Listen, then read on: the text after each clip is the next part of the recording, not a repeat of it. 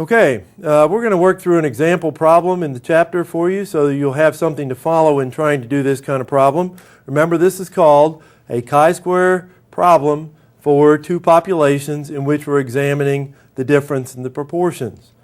Okay, so 11.6 is the problem we're working. It's found on page 384. Okay, so as we read through the problem, we're looking to find out, is this a two-tailed problem or a one-tailed problem, which will help me to know whether to use z or chi-square, and we want to know what the data looks like so we can set up the problem. Question says, is good gas mileage a priority for car shoppers? A survey conducted by Progressive Insurance asked this question of both men and women shopping for new cars. The data were reported as percentages and no sample sizes are given. So we have percentages in the table, but in part A we do have some sample sizes. We have 50 men and 50 women included in the survey, and alpha equals 0.05.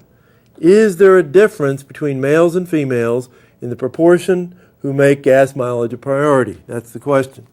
All right, so let's begin by setting up our table and converting the percentages that we have into observed actual numbers. Okay, so we have gas mileage, a priority. That's the question that we're trying to find out about. And the two choices are yes and no. And then we have males and females.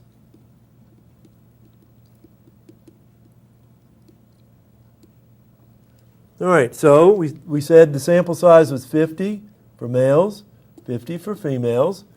In reading the problem, it says 76% of the males said that it was a priority. So that would be just about 38 out of 50 males. And so this then must be 12 because the sum of those observed values has to equal 50. For the females, the percentage was 84%. So that means probably about 43, let's say, out of 50. So this difference here would be 7. And so those are the sample observed values now that we're going to work from. You could have carried them out to one more decimal place or so if you wanted to, but this will be close enough for our purposes. We're going to have then, these would be called column totals, 50 and 50, and the row totals would be over here, row totals. Okay, so to find the row totals, we simply add the values together. We have 19 here, this is 100, so this has got to be 81. 81 plus 19 equals 100. Okay, to find my expected values, remember I can take row total times column total divided by n, and 81 out of times 50 over 100 would be about 40, and then this would be 10. And since the sample size is the same, they're still going to be the same over here, 10 and 40. What I'm doing is I'm taking 81 times 50 and dividing by 100 again. That's going to give me the same number. My observed values are all large, which doesn't really matter. My expected values, which do matter though, are all at least 5. So I'm ready to proceed to go through my 6 steps. So let's look at the steps here.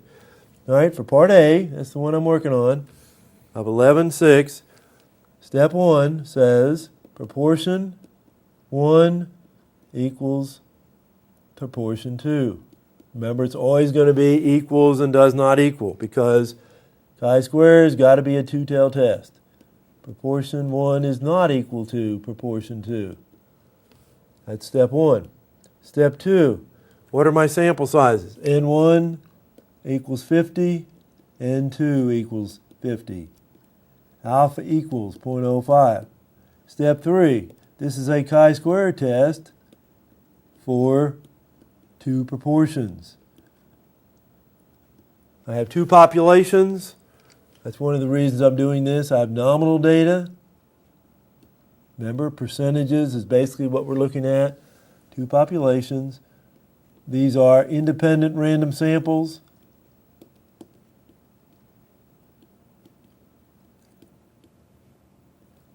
And as we've already demonstrated, expected values are all greater than or equal to 5.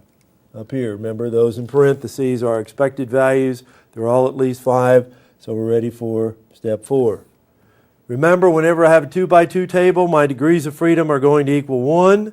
So I'm looking for my critical value of chi-square with 1 degree of freedom. Alpha level is 0.05. So it's going to be the same thing it was before, which is 3.841. You can look at your chi-square table, but that's the value you're going to come up with there. All right, then I'm ready to, in step 5, I'm ready to calculate the value for chi-square. So chi-square equals, now I'm going to have to scroll up a little bit here so I can see the numbers. 38 minus 40, difference squared over 40, plus 12 minus 10, difference squared over 10. 43 minus 40, difference squared over 40. 7 minus 10, difference squared over 10. So when I do all that, I should end up with a calculated chi-square value of 1.0. If I draw my diagram here, I can see to reject it's got to be at least 3.841. I've got a value of 1.0, so in step 6, I'm going to have to fail to reject.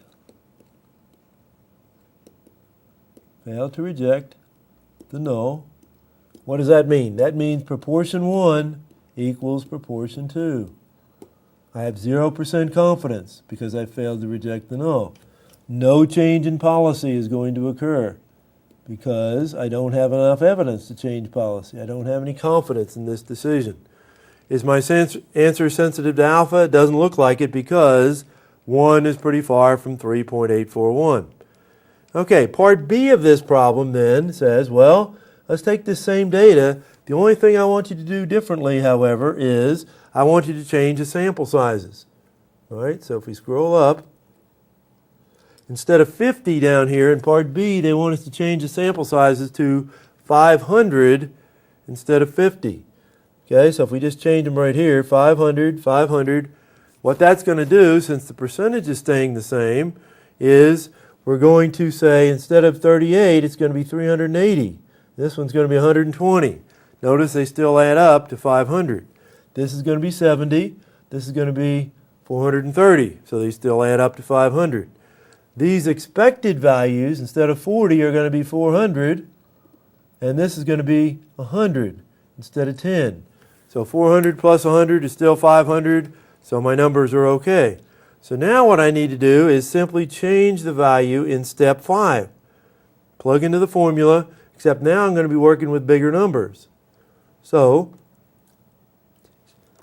my bigger numbers that I'm wanting to use would be 380 minus 400, difference squared over 400, plus 120 minus 100, difference squared over 100, plus 430 minus 400, difference squared over 400, plus 70 minus 100, difference squared over 100. Okay, so if I do all that, what's going to happen is step 5 is going to change. Instead of chi-square equaling 1, now chi-square is going to turn out to equal 10. Critical value is still the same. So when I compare this new chi-square value with my old critical value, I'm going to reject the null now. Okay? Because the calculated value is greater than the critical value. Reject the null, I'm going to have 95% confidence. Now I would be saying proportions are not the same. Okay, so the basic question then that they're asking us is, how does sample size affect the chi-square test? The answer that we've just seen is, the larger the size of the sample, given the same percentages, the greater the value of chi-square. Therefore, the greater the test statistic will be, and therefore the greater the chance of rejecting the null. So larger sample, other things equal, larger sample is more likely to lead to rejection of the null in chi-square. That's a good conceptual question there. The larger the sample size, the more likely it is that we would reject the null. Okay, so that is that section of the chapter. We'll give you some more problems to work on your own, and now we're going to go to section 2 of chapter 11. Okay, now what we want to look at is a different kind of chi-square test. This is called the the chi-square test for differences among more than two proportions. So I don't have only one proportion, two proportions now. I'm going to have more than two, 3 or 4, however many I want to have basically. But the hypothesis is really pretty simple. It says proportion 1 equals 2 equals 3 equals n, however many of them there are. The alternative hypothesis, just like it was with analysis of variance, says proportion 1 is not equal to 2, is not equal to 3, is not equal to 4. What it really means is not all of the proportions are identical. Maybe all of them are different, maybe only a few of them are different. But we can't tell by simply rejecting the null. The formula for chi-square is exactly the same. The way we calculate it is the same as it was before. Okay? The difference is now we're not stuck with a 2 by 2 table because, yes, we're still going to have 2 rows, but we're going to have more than 2 columns because we're going to have several populations. The formula for degrees of freedom is rows minus 1, which is still 2, times 2 minus 1, columns minus 1. So that's going to depend on how many columns we have as to what the degrees of freedom value is going to be. Since rows minus 1 is always 1, we can simplify to say C minus 1 equals the degrees of freedom. Or if you want to, just remember rows minus 1 times columns minus 1, and that'll work for any of them. The expected frequency for this test should also be at least 5, not 1 as it says down there at the bottom of this slide. It should be 5. Okay? So now, instead of finding an average proportion for 2 samples, we're going to find an overall proportion or an average proportion for as many as we have samples. Add the x's, divide by the sum of the y's, or sum of the n's, excuse me. That gives me x over n, which is called p bar. Okay? Remember, our expected values still have to be at least 5. If they're not, we have to combine categories to make them equal to 5, or increase our sample size.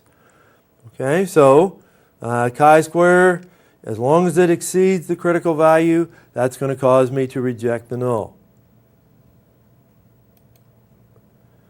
If we reject the null with this test, when we have several populations now, we're going to have to use an additional approach to figure out which ones are different. That additional approach is called the Marsuglio procedure. We only use this procedure if we have several populations and we reject the null. Okay? It tells me then which ones are significantly different by comparing calculated sample differences with critical range or critical value differences. If the difference in the sample proportions is greater than the critical range, then that indicates a significant difference. Okay, let's look at the example, however, first in our chapter to show you how this Marsuglio procedure is going to work, and then we'll go through and show you specifically for a problem how it's going to work. Okay, let's say that we're on page 387 and we're looking at 3 different brands of hotels: Golden Palm, Palm Royale, and Palm Princess. And what we've been looking at is the proportion of guests who have been to these hotels that say they would be willing to come back. Of course, we'd like a high number there for operating the hotels, but what we find is the sample proportions aren't exactly the same. The question is there enough difference in those sample proportions to say that the population proportions are different? All right, so we took a sample of 216 people at the Golden Palm, 232 at the Palm Royale, and 252 at the Palm Princess, giving us a total of 700 sample observations. And of those, 513 overall said they'd be willing to come back out of the 700 that we asked. So that value is P bar. That is, add up the x's, 128, 199, 186, and divide by the sum of the n's, or the totals. 216, 232, 252 gives me an average proportion of 0.733. So what that means is 73.3% of the people that came to these 3 hotels agreed that they would be likely to come back. That's the average. All right? What we want to know is, does the proportion vary for different hotels? So to figure that out, what we're going to do then is we're going to take the observed values, which are found on page 387, that's what we found in our sample, and we're going to calculate then some expected values. Expected values, remember, are found by taking row total times column total and dividing by n. If you look at the top of page 388, to figure out the expected value for the Golden Palm Hotel, what percentage of people are likely to return, we take the total overall, which is 513, multiply by 216, which is the sample size, and then divide by 700, which is the total number of people that we asked. We got 158.3. So that is our expected value for the Golden Palm Hotel, the proportion of people that are likely to come back. To find the expected proportion that are not going to come back, we would take 187 over 700 times 216. Gives us 57.7. So we use the same process of multiplying row total times column total and dividing by n to figure out our expected values for each of those cells of the table. Then we would use the same six-step procedure. I'm not going to write it down this time because we've done it enough times, but I am going to give you an example problem in which we'll go through it again here shortly. But what I'm going to say is step 1 is going to be proportion 1 equals 2 equals 3 for all of the 3 hotels. We don't think it makes any difference. The alternative is, well, maybe I'll do that for you. I'll be a nice guy here. Make it a little easier. Let's say step 1, proportion 1 equals proportion 2 equals proportion 3. This is my HO, null hypothesis. Alternative hypothesis then is not all the 3 proportions are the same. So I'd write it like this. Proportion 1 is not equal to proportion 2, is not equal to proportion 3, which tells me at least one of them is different, one pair. Step 2, I'm doing a 3 population proportion problem. Okay, and it's going to be a chi-square problem. And all I want to know is there a difference? That's the question. It asks me about difference in proportion. So that helps me to know that it's this kind of problem. I have 3 populations. I have nominal data, just like I always do for chi-square. And it's not normally distributed. It doesn't have to be. So in other words, if we told you it wasn't normally distributed, that'd be fine. It doesn't have to be for this kind of problem, chi-square. Independent random samples, as usual.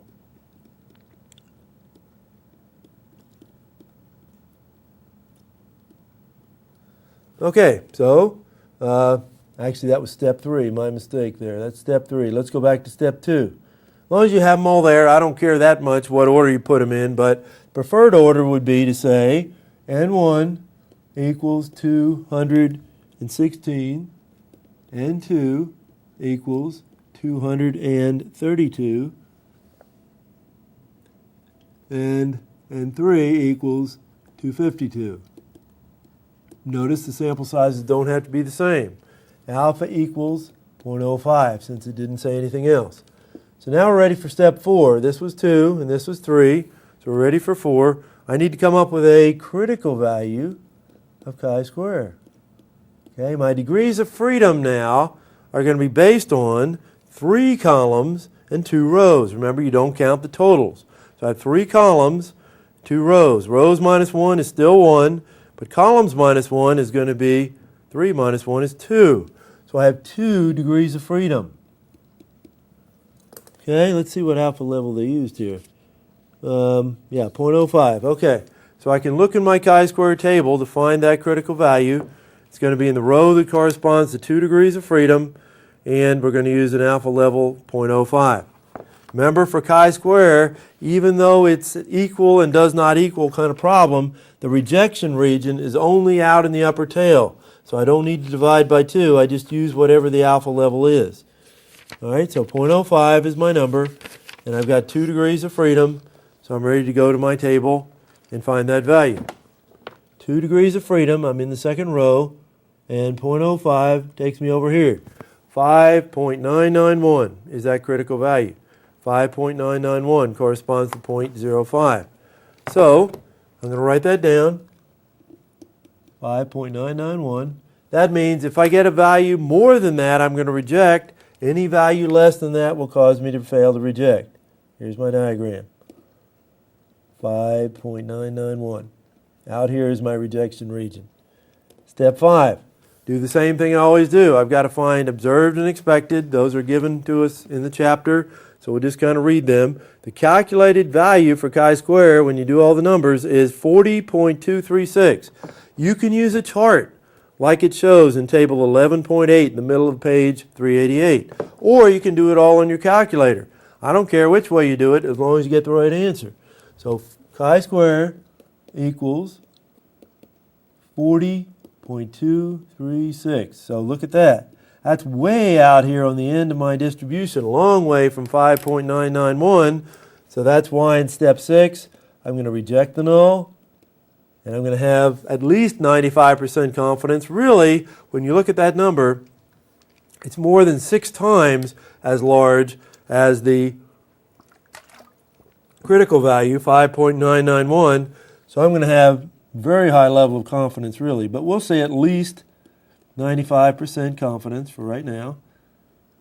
And I'm going to reject the null, so that means all the proportions are not the same. Not all of these proportions are the same is what I've concluded, which is the alternative hypothesis.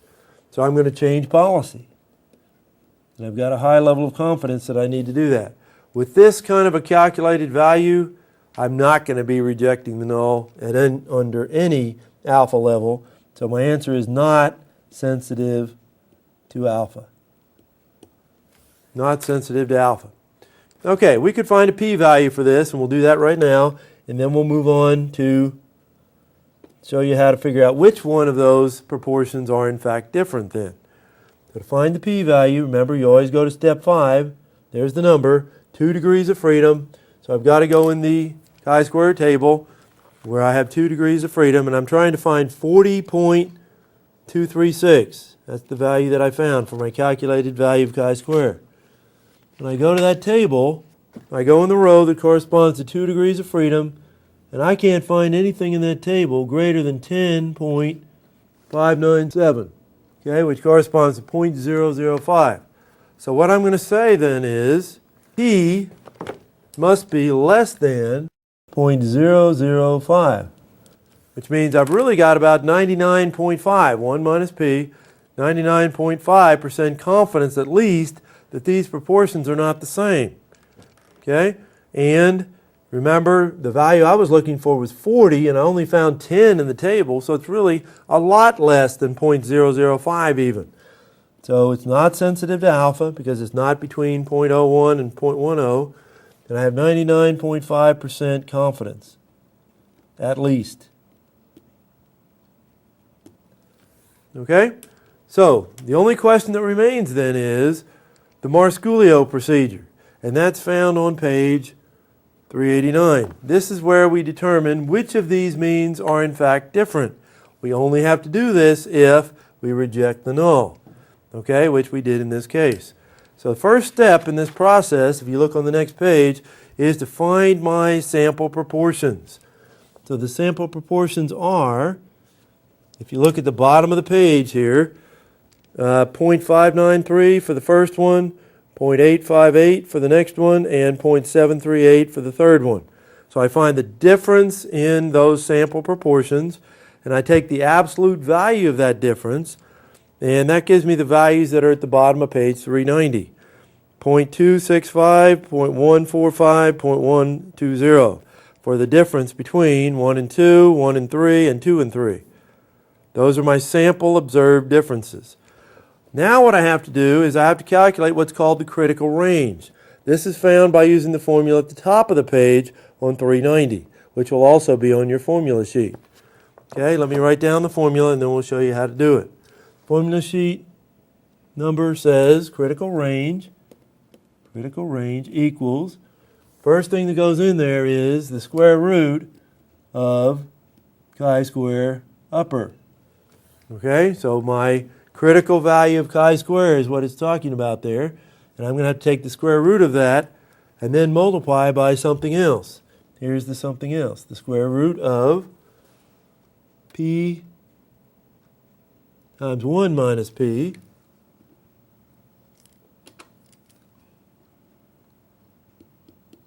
times 1 minus P over N, okay, plus P times 1 minus P over N. So if I'm doing column 1 and column 2, I would put down here 1, 2, 1, 2.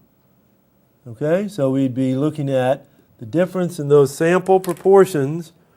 We're taking P1 times 1 minus that, dividing by N minus 1, or excuse me, N1, plus P2 times 1 minus P2, difference, product, divided by N2. So the order in which I have to do all this is as follows. Multiply, divide, add, square root. Then multiply by the square root of the critical value of chi-square. So for this problem, this is what I'm going to end up with. Okay, the critical value of chi-square, remember, was 5.991. So that's going to be 2.448 is the square root of that. Okay, then I'm going to multiply by P for the first group, which is 0.593. Okay, so I have 0.593 minus 1 minus that, which would be 0.407 over N, which is the sample size that corresponded to that one, which is 216. So that's the first group. Notice it had a sample size of 216. Plus, okay, P2 would be the next group, and that is, for group 2, 0.858. 1 minus that would be 0.142. This is all the way out, divided by the sample size for the second group, which was 232. Okay, so what I'm going to have to do then is multiply, divide, add, square root, times 2.448. The critical range, according to our book, that they come up with then is, let's see, it corresponds, because we have differing sample sizes here, we're going to have to do it 3 different times for each one of those pairs. So for the first one, the difference was 265. That's the sample difference. 0.145 for the second group, and 0.120. Okay, this is group 1 minus 2, 1 minus 3, 2 minus 3. Absolute value of each one of those. Okay, these are the calculated differences that I found in the sample values. The critical range for each one was 0.099 for the first one. Okay, that's a critical range. Next one is 0.106, and for the last one was 0.088. Okay, so what I'm going to do now is I'm going to compare these critical ranges with the absolute value of the differences. Critical range is less than the difference, then it is significant. Okay? If the critical range 0.0999 is less than this, then it's significant. So the first one is significant. Second one is significant. Third one is significant. All 3 are significantly different. Okay? Doesn't have to be that way, it just happened to work out that way. So let me summarize my results, and then we'll be done with this problem. Okay, what we're going to say is, now you've got to look back at the data and see what it's telling us. Okay, what we're looking at here is the proportion of people coming back to the hotel. We would like a higher number rather than a lower number. So we look at 1 minus 2, which is the first group. We got a positive. That says group 1 is greater than group 2. Also, if we look at that, we see 1 is greater than 3. Okay, so we can also say not only is 1 better than 2, but it's also better than 3. All right, and 2 and 3, there is a difference there as well. 2 is better than 3. Okay, so here's my summary then based on that. It says of these 3 brands of hotels, the one that has the highest proportion of people willing to return is Group 1, Golden Palm. Golden Palm is the best. Highest proportion of people returning. Second best, according to my data, is 2 is better than 3, but 1 is better than 2. So we would be able to say then, Golden Palm is best, Palm Royale is second, and the worst is the Palm Princess. It's worse than number 3 and worse than number 1. So that's why it's coming in third. Okay, then the question for me as a policymaker would be to find out why these numbers are different. What is the Golden Palm doing differently than the other 2 hotels that's making it more attractive to its customers? And that's what we would want to find out. Okay, so let me recap just a second. This kind of problem is done with more than 2 populations. The question is asking about the difference among those several populations. And if I reject the null, I have to use the Marsculio procedure to figure out which ones are different. The null says all the proportions are the same. The alternative says not all those proportions are the same. Okay? I think that's enough practice there for me to do, and you can go through a problem similar to that yourself to make sure that you know how to do it. Problem 1116 would probably be a good one to work. You have solutions in the back, so I'll let you work on that one yourself. It's on page 392, 1116.